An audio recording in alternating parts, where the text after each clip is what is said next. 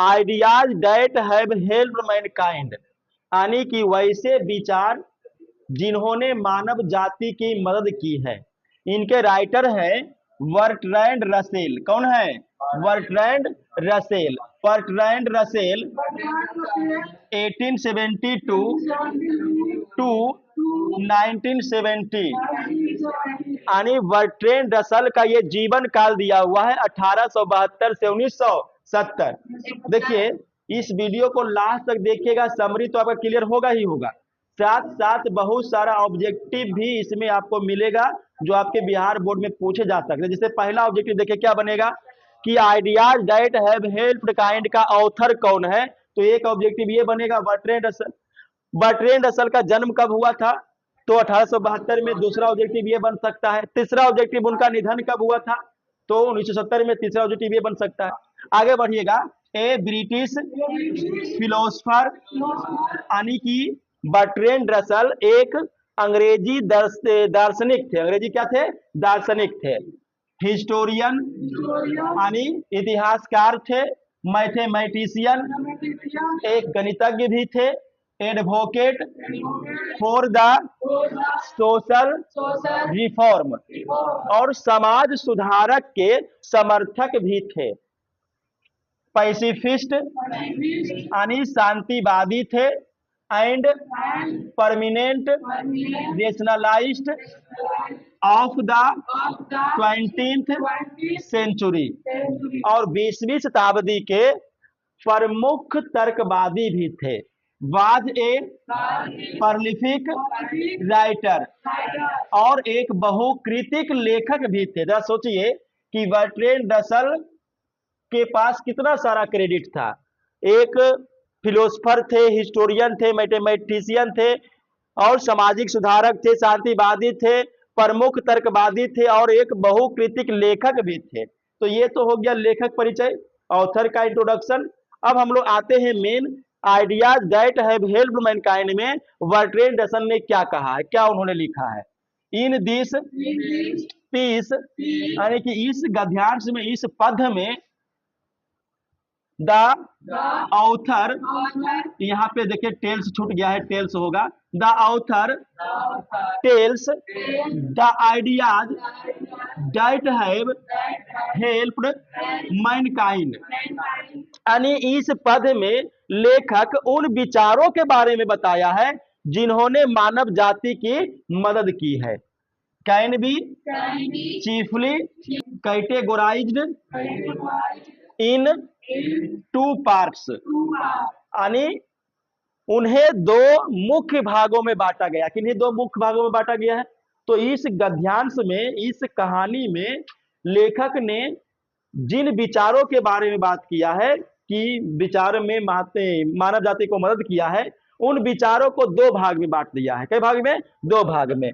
The first part contributes to knowledge and technique, यानी देखिए मानव जाति को वैसे विचार जिन्होंने मदद किया है उसको दो मुख्य भाग में बांटा है, और उसमें से पहला भाग क्या है, जो ज्ञान और तकनीक से संबंधित है।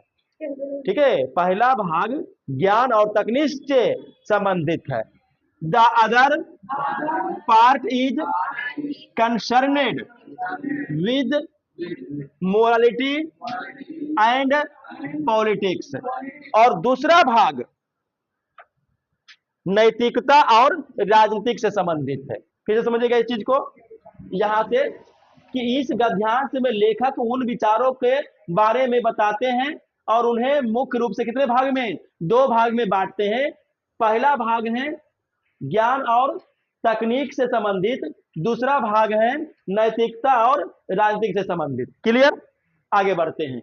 The most important and difficult steps where taken before the down of history. देखिए कहता है कि सबसे महत्वपूर्ण और कठिन कदम इतिहास के उदय के पहले ही लिया गया होगा।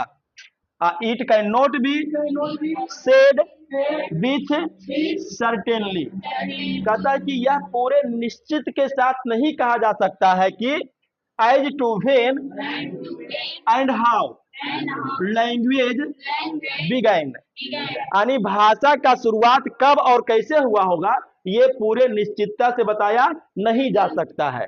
But it is sure that it began gradually, लेकिन इतना जरूर है कि इसका विकास धीरे धीरे हुआ होगा। किसका विकास? भाषा का। आगे बढ़ते हैं।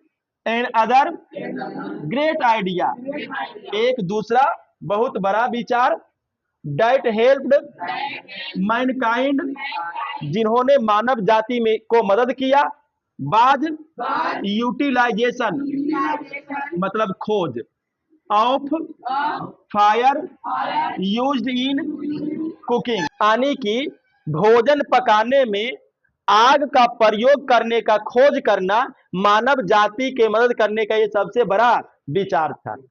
आगे बढ़ते हैं। Ideas concerned with morality and politics paved their way for better establishment.